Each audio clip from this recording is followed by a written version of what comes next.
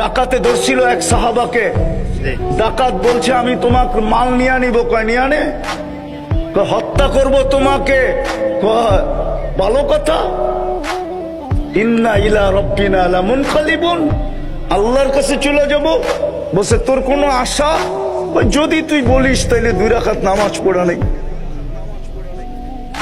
তো দ্বিতীয় সেজদার ভিতরে যে চিৎকার দিছিল, ইয়া ওয়াদুদ ইয়া দাল আরশিল মাজিদ ইয়া ফাআলুল লিমা ইউরিদ আসআলুকা বিইজ্জাতিকাল্লাতী লা তুরাম ওয়া বিমুলকিকাল্লাযী লা ইউদাম ওয়া বিনুরিকাল্লাযী মালা কানা আরশি ইয়া মুগীস আগিসনি বলে একটা চিৎকার দিছে। তো চতুর্থ আকাশ থেকে ফেরেশতা নির্বাচিত হয়েছে। দ্বিতীয় চিৎকার দিছে তো 4 আকাশ অতিক্রম করা ফেলছে।